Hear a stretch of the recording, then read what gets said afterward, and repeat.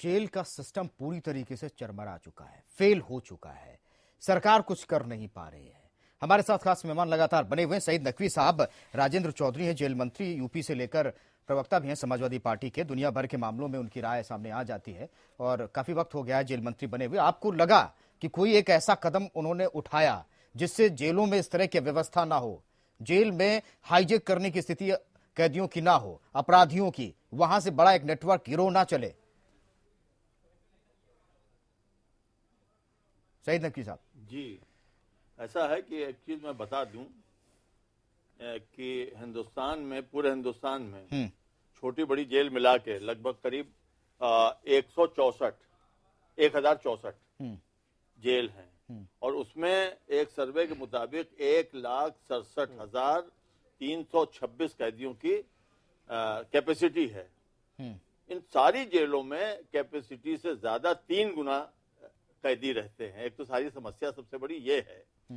और उनमें जो अंडर ट्रायल प्रिजनर्स हैं वो एक हमारे सुप्रीम कोर्ट के जजमेंट के मुताबिक उत्तर प्रदेश में कहा कि 86.15% अंडर ट्रायल प्रिजनर्स, जो टोटल प्रिजनर्स हैं उनमें 86.15% under trial prisoners. Under trial prisoner का मतलब ये होता है विचाराधीन बंदी, जिनको बेकसूर समझा जाता है, इनोसेंट समझा जाता है, जिनके बारे में जो आमतौर से लोग जानते हैं कि 80% छूट जाते हैं। उनके साथ जो जेल के अंदर बंदी पर बंदी का राज बहुत मशहूर है कि जो पुराने पक्के कहलाते हैं उनको उनके ऊपर लगा दिया जाता है। कानून के मुताबिक उनसे कोई काम नहीं लेना चाहिए और अगर काम लिया जा रहा है तो उनको मिनिमम वेजेस एक्ट के तहत तनख्वाह देनी चाहिए, पैसा देना चाहिए।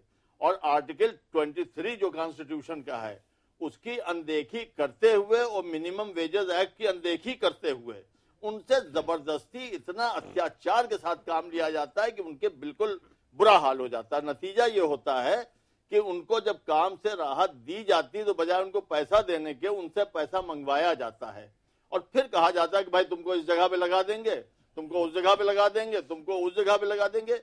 क्या अंधेर है जेल में? अगर कोई जेल में जाके देखे तो अंदाजा हो जाएगा कि हम सेल्यूलर जेल की बात करते हैं, अंग्रेजों के जमाने की सेल्यूलर जेल की, वहां के अत्याचारों की बात करते हैं। आप यहाँ के उस अत्याचार के आगे इसको आप नाप नहीं सकते हैं, इतने ज्यादा अत्याचार है जेल के अंदर।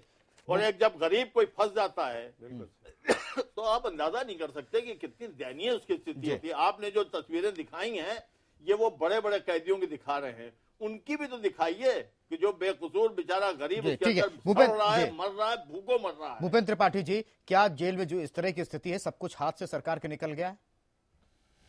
पूरी तरह से विकास जी, आज सरकार के आधिपत्य कुछ रह ही नहीं गया। अभी हमारे बड़े भाई पुरी साहब कह रहे थे उपलब्ध कराना कि शासन और प्रशासन में साठगांठ हो गई या इक्विपमेंट हो और शासन प्रशासन में साठगांठ होने के साथ ये जेलों में जो व्यवस्थाएं हैं, मेरे मित्र, समाजवादी पार्टी की सरकार उत्तर प्रदेश में समाजवादी विचारधारा के तहत जितने कैदी जेल के अंदर हैं, 1 डब्बू दाल और 4 रोटी यदि मिलनी है तो सबको मिलना चाहिए। लेकिन इस सरकार के नुमाइंदों के द्वारा जो अपराधियों को पूर्ण रूप से संरक्षण दिया जा रहा है, उस संरक्षण के तहत, जैसे अभी पुरी साहब कह रहे थे कि जयमर लगा था, जयमर बिगाड़ दिया गया। पूर्व पता है सरकार को बिगाड़ दिया गया, किसी ने बिगाड़ दिया है। अब यदि वो किसी ने बिगाड़ दिया या बिगड़ गया, ये सरकार का उत्तरदायित्व तो बनता है कि उसको ठीक कराया जाए। अपराधी केवल मोबाइल नहीं, वहां पर जो अपराधी है वो जेल से बाहर नहीं जाना चाहते हैं, उनको 10,000, 15,000, 20,000 रुपए ठिकाना हो गया जेल के अंदर वो कमाते हैं, वो तनख्वाह की तरह उनकी वो व्यवस्था चल रही है और उसमें पूरी तरह से सरकार के नुमाइंदों की साठगांठ है। ये खराब बात है, ये खराब बात है, ये व्यवस्था आदिकाल से आई रही है। पुरी साहब एक बात बताऊं मैं आपसे कि मोबाइल अलाउ कर देना चाहिए और कहते हैं कि आप मोबाइल का इस्तेमाल करो, लेकिन ये भी ऐलान कर दें और कानून बना दें या इस तरह के वो कर दें, ऑर्डर कर दें कि ये सब सर्वेलेंस के ऊपर रहेंगे। देखें, कोई बात करके दिखा दे, मोबाइल ले जाके दिखा दे। देखिए इसमें मेरी और एक भी मोबाइल फिर उस दिन के बाद से जेल में नहीं चलिए चलिए जी, हनुमंत राव जी, उत्तर प्रदेश में समाजवादी पार्टी की सरकार बनने के साथ ही ये अराजकता समाजवादी पूरी पार्टी ने तरह भारतीय से जनता बात जेलों की हो रही है, पार्टी में अराजकता ये चालू हो गई। जेलों की स्थिति तो हर सरकारों में रही है, हर सरकार में रही है। विकास जी, हनुमंत राव जी, बसपा की सरकार में भी क्या राजा जेल में- ये स्थिति सुधर नहीं सकती? सरकार क्या के सरकार नवाब नतमस्तक है? सरकार का कोई क्या बंदा ऐसा दो काम नहीं कानून करेगा। चलते हैं जेल के अंदर, एक सरकार का, समाजवादी एक अपराधियों का, जो तस्वीरों में दिख रहा है? काउंटिंग चालू थी जी, आप अपना सवाल दोहराएंगे? क्या हनुमंत राव जी, हमारा एक भूपेंद्र जी मैं आपके पास आ रहा हूं। हनुमंत राव जी, क्या ये स्थिति नहीं है कि जेलों के अंदर जो तस्वीर दिख रही है, दो कानून चलते हैं, एक सरकार का चलता है, एक अपराधियों का चलता है? नहीं, सरकार का कानून तो चल ही नहीं रहा है, कानून तो केवल अपराधियों का चल रहा है। नहीं, सांठ गांठ की बात कह चुके हैं पुरी साहब। बिल्कुल, जब सरकार या अधिकारी प्रशासन, पुलिस प्रशासन जब साठगांठ कर लेगा तो फिर पुलिस प्रशासन का दखल कहाँ है? वो तो जो अपराधी चाह रहा है वो कर रहे हैं। भाई, ये तो संगठित अपराध करने के लिए सबसे बड़ी सुरक्षित शरणस्थली बन गई है, जहां उनको अलग से अपनी सुरक्षा के कोई इंतजाम करने की जरूरत नहीं है। और अपराध करेंगे भी संगठित रूप से तो होगा कि साहब ये तो जेल के अंदर बंद थे।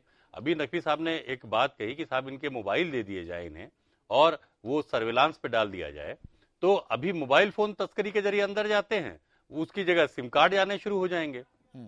सवाल ये है कि जैसा कि मालूम है कि देश भर के जेलों में 3 गुने से ज्यादा कैदी हैं, नए जेल बन नहीं रहे हैं। आपने गाजीपुर की तस्वीर देखी, सिम भी अगर चला जाएगा तो सेट से पकड़ जाते हैं जी। 1818 फिर आप टीवी भी अलाउ कर दीजिए, बहुत सारे कैमरे लगा दीजिए, बहुत सारे तोड़ निकल आएंगे। लिबर्टी कर्टेल होती, बाकी कोई राइट नहीं कर्टेल होती। नहीं, वो जहां तक तकनीकी बातें हैं सिर्फ तो बाहर वो घूम नहीं सकते, बाकी कोई राइट उनके कर्टेल नहीं होते। उनके तोड़ भी निकाल लेंगे वो। सवाल इस बात का है कि 1854 में बनी जेल आज भी उसका उपयोग उसी तरीके से हो रहा है जब 1854 में वो बनी थी। तो सवाल ये है कि आप जो इतनी बड़ी फौज फाटा, और जैसा कि है कि कुछ छोटे कैदी जो हैं वो प्रताड़ित किए जाते हैं, जब प्रताड़ित किए जाते हैं और बड़े कैदियों के उसमें रह करके जब वो प्रताड़ित होते हैं तो उनके अंदर जो हिंसक प्रवृत्ति होती है वो और बढ़ती है। इस देश में जैसा तमाम सारे दुनिया के देशों में है कि जेल के अंदर जो सुधार के कार्यक्रम हैं वो बहुत बड़े पैमाने पे चलाए जाते हैं और वो बहुत छोटी उम्र के ही छोटे उम्र के बच्चों पर ही जो जिन्हें जुवेनाइल मामलों के तहत रखा जाता है जुवेनाइल होम्स में, वहां से ही काउंसलिंग की व्यवस्था होती है, वहां से ही उनका जो क्रिमिनल बेंट ऑफ माइंड है उसको बदलने की व्यवस्था होती है और उनको बदल करके उन्हें एक अच्छा नागरिक बनाने की व्यवस्था होती है। भारत के जेलों में अगर कोई सीधा शरीफ आदमी अगर एक बार भी अंदर चला गया तो जब वो लौटता है तो वो सोचता है कि जिस अपराध के लिए जो अपराध मैंने किया ही नहीं उसके लिए मुझे अगर अंदर जाना पड़ा, ये सारी यातनाएं सहनी पड़ी, तो वो बाहर निकल के फिर अपराधी बनने के बारे में सोचता है। तो कई स्तरों पर जब तक इस पर काम नहीं होगा, बिल्कुल हम इस काउंसलिंग की समस्या से कितनी जरूरत है उस पर भी हम नहीं बात करेंगे छोटे से ब्रेक के बाद। लेकिन अहम सवाल यह है कि गाजीपुर जेल में जिस तरह से जेल के अफसर परेशान हैं और उन्हें यह डर सता रहा है कि अपराधी उनकी भी हत्या कर सकते हैं, दरअसल ये डर बहुत बड़ा है। क्या सरकार इस मामले में भी कुछ नहीं कर सकती? छोटे से ब्रेक के बाद।